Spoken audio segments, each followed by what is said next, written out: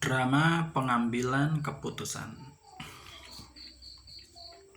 Apa yang sudah mulai terjadi dalam dunia kedokteran kemungkinan akan terjadi di lebih banyak bidang. Penemuan utamanya adalah sensor biometrik yang dapat dipakai manusia dan tubuh pada tubuh atau di dalam tubuh mereka, dan yang mengubah proses biologi menjadi informasi elektronik yang dapat disimpan dan dianalisis oleh komputer. Dengan data biometrik yang cukup dan daya komputasi yang cukup, sistem pemrosesan data eksternal dapat meretas semua keinginan, keputusan, dan opini Anda. Mereka bisa tahu persis siapa Anda. Kebanyakan orang tidak mengenal diri mereka sendiri dengan baik. Ketika saya berumur 21, saya akhirnya menyadari bahwa saya gay setelah beberapa tahun hidup dalam penyangkalan. Itu tidak luar biasa. Banyak pria gay menghabiskan seluruh masa remaja mereka dengan tidak yakin tentang seksualitas mereka.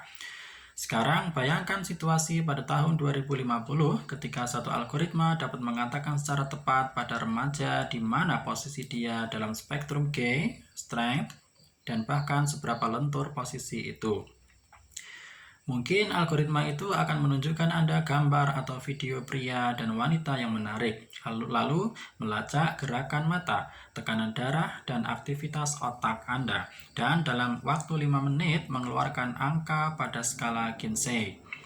Itu bisa menyelamatkan saya dari frustasi bertahun-tahun. Mungkin Anda secara pribadi tidak ingin melakukan tes semacam itu, tetapi mungkin Anda akan menemukan diri Anda bersama kelompok teman di pesta ulang tahun Michelle yang membosankan, dan seorang menyarankan agar kalian semua bergiliran memeriksa diri kalian masing-masing pada algoritma baru yang keren ini. Dengan semua orang berdiri di sekitar menyaksikan hasilnya dan mengomentarinya. Apakah Anda akan berlalu begitu saja? Bahkan jika Anda melakukannya, dan bahkan jika Anda terus bersembunyi dari diri sendiri dan teman kelas Anda tidak akan dapat bersembunyi dari Amazon, Alibaba, atau polisi rahasia. Saat Anda menjelajahi web, menonton YouTube, atau membaca umpan balik sosial media sosial Anda, algoritma akan memantau Anda secara diam-diam, menganalisis Anda, dan memberitahu Coca-Cola bahwa jika ia ingin menjual minuman bersoda, sebaiknya gunakan iklan dengan pria yang tanpa busana ketimbang gadis bertelanjang dada. Anda bahkan tidak akan tahu, tetapi mereka akan tahu, dan informasi semacam itu akan bernilai miliaran.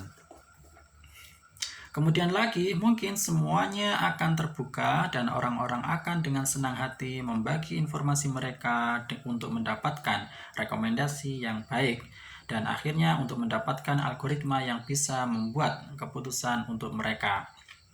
Dimulai dengan hal-hal sederhana seperti memutuskan film mana yang akan ditonton. Saat Anda duduk bersama kelompok teman untuk menghabiskan malam yang nyaman di depan TV, pertama-tama Anda harus memilih apa yang harus ditonton.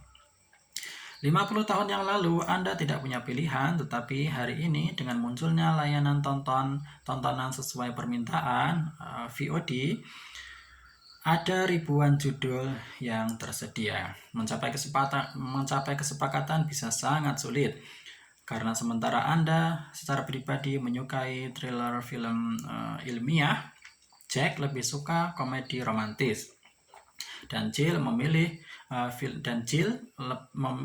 film-film Prancis yang berseni. Anda mungkin akhirnya berkompromi pada beberapa film murahan biasa-biasa saja yang mengecewakan kalian semua. Algoritma bisa membantu. Anda bisa mengetahui film mana yang Anda sukai, dan berdasarkan basis data statistiknya yang sangat besar, algoritma tersebut dapat menemukan kecocokan yang sempurna untuk grup tersebut. Sayangnya, algoritma kasar semacam itu mudah disesatkan, terutama karena pelaporan diri adalah alat ukur yang sangat tidak dapat diandalkan untuk preferensi orang yang sebenarnya. Sering terjadi bahwa kita mendengar banyak orang memuji sebuah film sebagai mahakarya, merasa terpaksa menontonnya, dan meskipun kita tertidur di tengah film, kita tidak ingin terlihat seperti orang yang tidak memahami budaya dan seni. Jadi kita memberitahu semua orang bahwa itu pengalaman yang luar biasa. Masalah-masalah seperti itu bagaimanapun dapat dipecahkan hanya jika kita mengizinkan algoritma untuk mengumpulkan data real time pada kita ketika kita benar-benar menonton film, bukannya mengandalkan laporan diri kita sendiri yang meragukan. Sebagai permulaan, algoritma dapat memantau film yang kita selesaikan dan yang kita berhenti tonton di tengah jalan. Bahkan jika kita memberitahu seluruh dunia bahwa Gone with the Wind adalah film terbaik yang pernah dibuat, algoritma akan tahu bahwa kita tidak pernah berhasil melewati setengah jam pertama dan kita tidak pernah benar-benar melihat Atlanta terbakar. Namun, algoritma ini bisa lebih dalam dari itu. Para insinyur saat ini sedang mengembangkan perangkat lunak yang dapat mendeteksi emosi manusia berdasarkan gerak mata dan otot wajah kita. Tambahkan kamera yang bagus ke televisi dan perangkat lunak semacam itu akan tahu adegan mana yang membuat kita tertawa, adegan mana yang membuat kita bersedih, dan adegan mana yang membuat kita bosan. Selanjutnya, hubungkan algoritma itu ke sensor biometrik dan algoritma akan tahu bagaimana setiap frame mempengaruhi denyut jantung, tekanan darah, dan aktivitas otak kita. Ketika kita menonton, katakanlah Pulp Fiction, karya Tarantino, algoritma mungkin mencatat bahwa adegan pemerkosaan menyebabkan kita hampir tak merasakan gairah seksual, bahwa ketika Vincent sengaja menembak Marvin di wajahnya membuat kita tertawa dengan perasaan bersalah, dan bahwa kita tidak menangkap lelucon tentang Kahuna Burger, tetapi kita tetap tertawa agar terlihat tidak bodoh. Ketika Anda memaksakan diri untuk tertawa, Anda menggunakan sirkuit dan otot yang berbeda dari saat Anda tertawa karena ada sesuatu yang benar-benar lucu. Manusia biasanya tidak dapat mendeteksi perbedaannya, tetapi sensor biometrik bisa. Kata televisi berasal dari bahasa Yunani, tele, yang berarti jauh, dan bahasa Latin, vision, yang berarti penglihatan. Awalnya itu dipahami sebagai perangkat yang memungkinkan kita untuk melihat dari jauh, tetapi segera itu memungkinkan kita untuk dilihat dari jauh.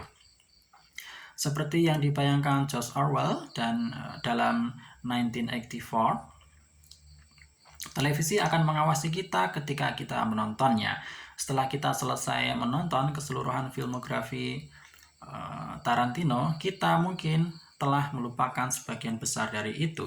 Tetapi Netflix atau Amazon atau siapa saja atau siapa yang memiliki algoritma TV akan mengetahui tipe kepribadian kita dan tahu bagaimana menekan tombol emosi kita. Data semacam itu dapat memungkinkan Netflix dan Amazon untuk memilihkan film untuk kita dengan ketepatan luar biasa, tetapi itu juga memungkinkan mereka untuk bisa membuat keputusan yang paling penting dalam hidup kita, seperti apa yang harus dipelajari, di mana harus bekerja, dan siapa yang harus dinikahi. Tentu saja Amazon tidak akan selalu benar, itu tidak mungkin. Algoritma akan berulang kali melakukan kesalahan karena data yang tidak memadai, pemrograman yang salah, definisi tujuan yang kacau, dan sifat kehidupan yang kacau. Tetapi Amazon tidak harus sempurna, ia hanya harus lebih baik dari manusia rata-rata, dan itu tidak begitu sulit karena kebanyakan orang tidak mengenal diri mereka dengan baik, dan kebanyakan orang sering membuat kesalahan besar dalam keputusan terpenting dalam hidup mereka. Bahkan lebih dari sekedar algoritma, manusia menanggung data yang tidak memadai, dari pemrograman yang salah, genetik dan budaya, dari definisi yang kacau, dan dari kacaunya kehidupan. Anda dapat dengan mudah mencantumkan banyak masalah yang menimpa algoritma dan menyimpulkan bahwa orang tidak akan pernah mempercayai mereka. Tapi ini agak seperti mengkatalogkan semua kelemahan demokrasi dan menyimpulkan bahwa tidak ada orang waras yang akan memilih untuk mendukung sistem semacam itu. Winston Churchill terkenal mengatakan bahwa demokrasi adalah sistem politik terburuk di dunia, kecuali untuk semua yang lainnya. Benar atau salah, orang mungkin mencapai kesimpulan yang sama tentang algoritma big data. Mereka memiliki banyak kekurangan, tetapi kita tidak memiliki alternatif yang lebih baik. Ketika para ilmuwan mendapatkan pemahaman yang lebih tentang cara manusia membuat keputusan, godaan untuk mengandalkan algoritma akan meningkat. Meretas pengambilan keputusan manusia tidak hanya akan membuat algoritma big data lebih dapat diandalkan, tetapi secara bersamaan akan membuat perasaan manusia kurang dapat diandalkan. Ketika pemerintah dan perusahaan berhasil meretas sistem operasi manusia, kita akan terkena rentetan manipulasi, iklan, dan propaganda yang dipandu dengan tepat. Mungkin menjadi begitu mudah untuk memanipulasi pendapat dan emosi kita bahwa kita akan dipaksa untuk mengandalkan algoritma dengan cara yang sama seperti seorang pilot yang menderita serangan vertigo yang harus mengabaikan apa yang indranya sendiri katakan padanya dan menaruh semua kepercayaan pada mesin. Di beberapa negara dan dalam beberapa situasi, orang mungkin tidak diberikan pilihan apapun dan mereka akan dipaksa untuk mematuhi keputusan algoritma big data. Namun bahkan dalam masyarakat yang diduga bebas, algoritma mungkin akan mendapatkan otoritas karena kita akan belajar dari pengalaman untuk mempercayakan kepada mereka lebih banyak dan lebih banyak lagi persoalan. Dan secara bertahap kita akan kehilangan kemampuan kita dalam membuat keputusan untuk diri kita sendiri. Coba pikirkan saja bagaimana miliaran orang yang hanya dalam 2 dekade datang untuk mempercayakan salah satu tugas terpenting pada algoritma pencarian Google, yaitu mencari informasi yang relevan dan dapat dipercaya. Kita tidak lagi mencari informasi, sebagai gantinya kita menggoogle-nya. Dan karena kita semakin mengandalkan Google untuk mencari jawaban atas pertanyaan kita, maka kemampuan kita untuk mencari informasi secara mandiri makin berkurang. Sudah hari ini, kebenaran ditentukan oleh hasil pencarian retasan Google. Ini juga terjadi dalam hal kemampuan fisik seperti menavigasi ruang. Orang-orang meminta Google untuk memandu mereka. Ketika mereka mencapai persimpangan, perasaan mereka mungkin memberitahu mereka agar belok kiri, tetapi Google Map mengatakan belok kanan. Pada awalnya mereka mendengarkan perasaan mereka belok kiri, mereka pun terjebak dalam kemacetan lalu lintas dan melewatkan pertemuan penting. Di lain waktu, mereka mendengarkan Google belok kanan dan tiba tepat waktu. Mereka belajar dari pengalaman untuk mempercayai Google. Dalam 1 atau 2 tahun, mereka secara membabi buta bergantung pada apapun yang dikatakan Google Map, dan jika ponsel cerdas gagal, mereka benar-benar tidak mengerti. Pada Maret 2012, 3 turis Jepang di Australia memutuskan untuk melakukan perjalanan sehari ke sebuah pulau lepas pantai kecil dan mengendarai mobil mereka langsung ke Samudra Pasifik. Si pengemudi Yusu Nuda yang berusia 21 tahun kemudian mengatakan bahwa dia baru saja mengikuti instruksi GPS dan ia memberitahu kami bahwa kami bisa berkendara di sana. Ia terus mengatakan bahwa ia akan menavigasi kami di jalan. Kami terjebak. Dan beberapa insiden serupa, orang-orang melaju ke danau atau jatuh dari jembatan yang roboh dengan mengikuti petunjuk GPS. Kemampuan untuk bernavigasi itu seperti otot. Use it or lose it. Gunakan atau hilang. Hal yang sama berlaku untuk kemampuan memilih pasangan atau profesi.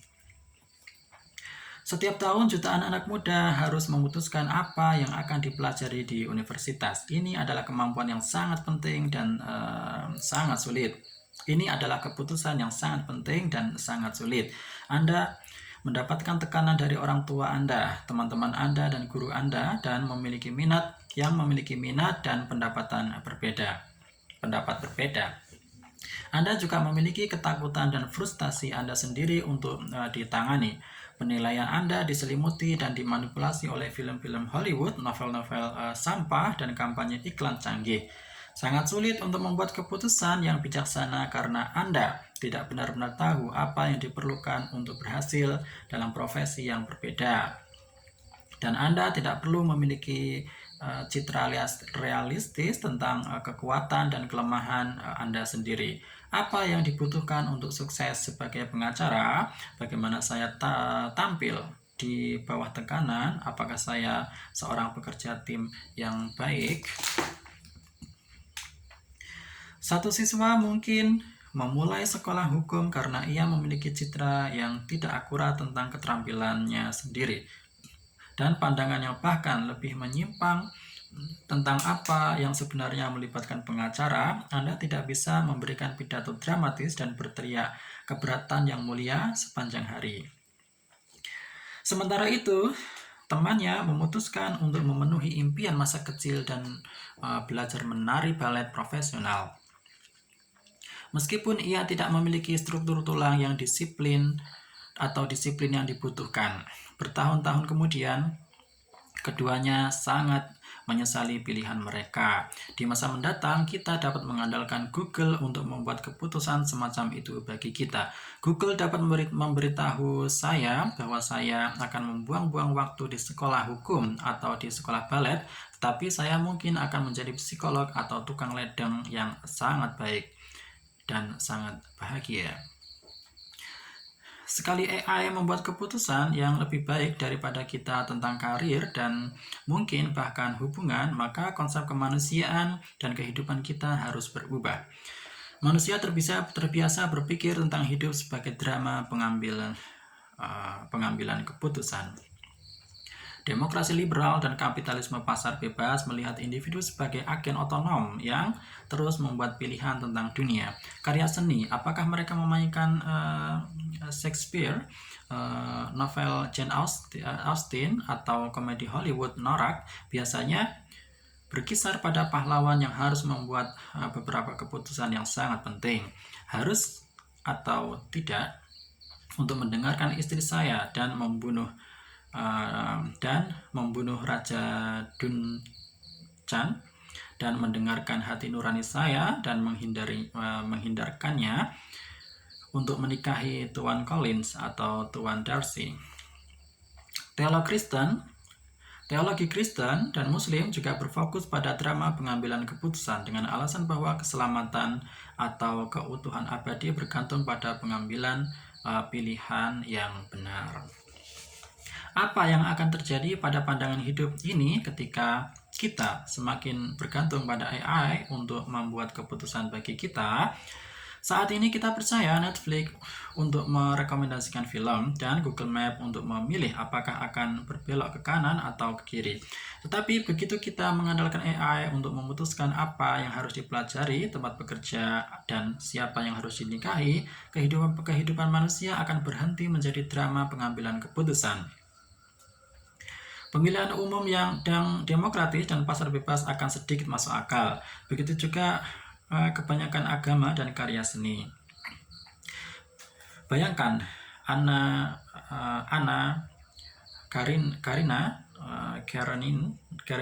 mengambil smartphone dan menanyakan pada algoritma Facebook apakah dia harus tetap menikah dengan Karin atau kawin dengan Fransky yang gagah. Atau bayangkan Shakespeare favorit Anda bermain dengan semua keputusan penting yang diambil oleh algoritma Google. Hamlet dan Macbeth akan memiliki kehidupan yang jauh lebih nyaman. Tetapi kehidupan seperti apa sebenarnya? Apakah kita memiliki model untuk memahami kehidupan seperti itu? Ketika otoritas bergeser dari manusia ke algoritma, kita mungkin tidak lagi melihat dunia sebagai taman bermain individu otonom yang berjuang untuk membuat pilihan yang tepat.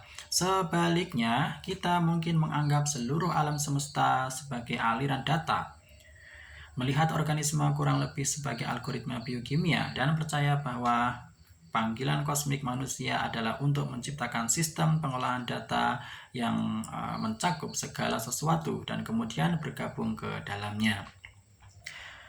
Sudah hari ini kita menjadi chips kecil di dalam sistem pengolahan data raksasa yang tidak dipahami oleh siapapun. Setiap hari saya menyerap banyak data melalui email, tweet, dan artikel, memproses data dan mengirimkannya kembali bit baru melalui lebih banyak email, tweet, dan artikel.